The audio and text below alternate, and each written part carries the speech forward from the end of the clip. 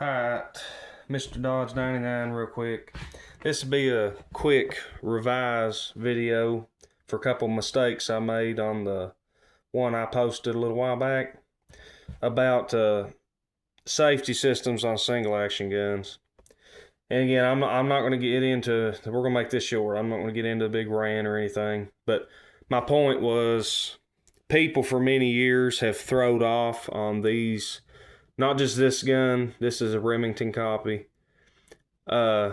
Always carry 5. Never carry 6. Always carry one on the empty chamber. Well, there's some guns that you do need to do that, because it is a safety concern. With these guns, if you use these guns how they're intended and how they were designed to be used, it is not a safety concern. You know, if you shoot competition, I get it. The rules forbid you for carrying 6. You have to carry 5, carry one on the chamber, okay? But there are some people that have taken that rule, that technicality, and made it a staple for the rest of the gun community.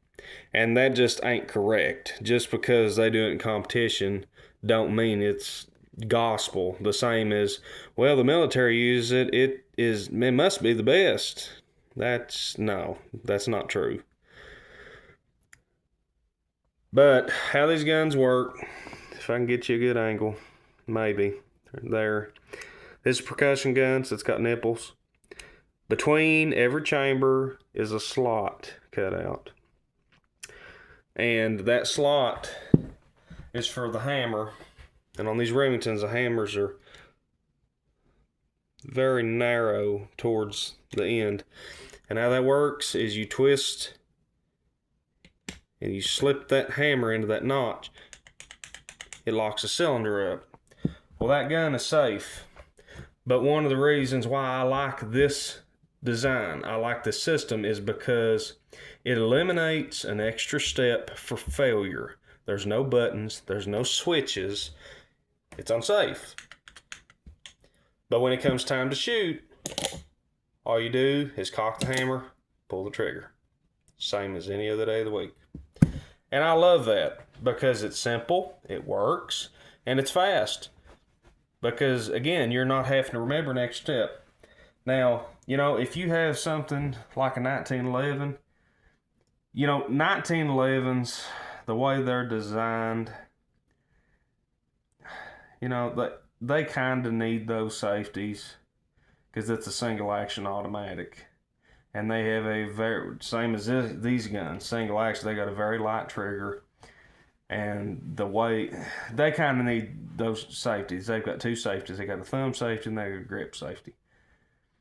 And you have to do a lot of training to get familiarize your brain with that system and make it muscle memory. That way, when you pull that gun, you disengage the thumb safety and you have a good firm grip. That way, when you draw that gun, especially if you're needing to get to it fast, if you're at the range, you're fumbling around, no big deal. But if you're in danger, if you're in need, if you're hunting and you have that one chance opportunity shot, you need to get that gun out of the holster and get it ready to go down range as fast as possible. And if you do not make that muscle memory, you're gonna fumble. And, you know, there are safeties that exist like this. This is a good thing. And I like this because this enables these type of guns to be carried fully loaded. I've had guns that are not capable safely of carrying fully loaded because there is a lack of this, of any sort, whether it's a notch, whether it's a pin. The old Colts had pins here, or the single actions. This is one of the biggest errors I made in my previous video. I don't know where my brain was at. I know better. The single action armies, 1873s, they have a notch system. This gun, like a lot of copies, now a lot of your single action copies have 3 clicks.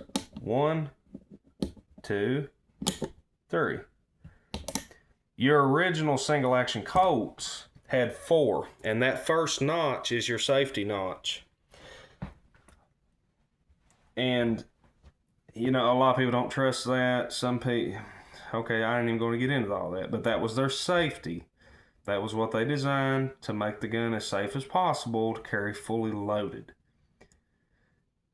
So that's what I wanted to do, and I wanted to make this one to correct some issues that I made. And I apologize for that.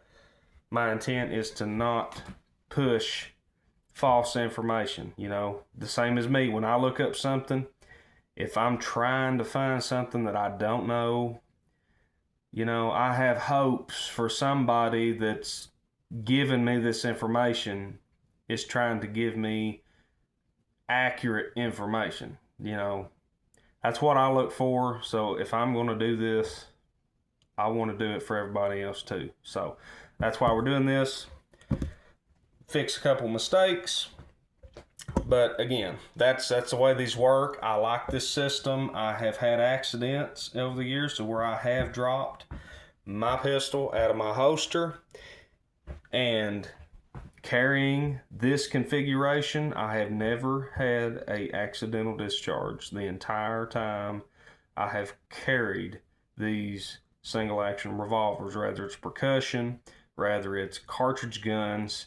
You know, and there's different types. Again, this one has the notches. The old Colts have the pins. The old Colts work the exact same way as this, except they do it a little differently. They've got pins instead of notches. You know, if you have safety notch, if you trust it, you use it. You know, I've never had a gun that had that. I've never had an actual Colt. I've never had an original Colt. You know, I can't draw a conclusion whether I would trust it or not because I've never had one. But to me, there's no issue with this. Is there such thing as unsafe safeties? Yes, there is. And the one that I hate the most is that stupid crossbar safety they put on lever actions and single shots. To me, that is stupid. That is pointless. And again, Winchester years ago, they had a hammer safety notch. That first click on the old Winchester guns, that was your safety. And that's all you needed. And it worked. It was effective. And again, just like this, it's great because when you come up to shoot, you just cock the hammer, pull the trigger. To me, that's great. And, you know, or like these little cheap heritage revolvers, these little 22s, they've got a little flip bar safety right here, a little flip switch that blocks a hammer. You know, like, who in the world puts a safety like that on a wheel gun? That's unnecessary. And again, I ain't gonna get no rant. We're gonna stop it right here.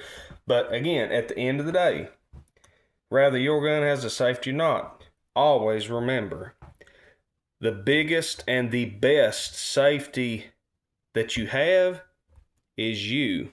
You are the number one safety. You do your part, you use common sense, use your brain, and you be safe.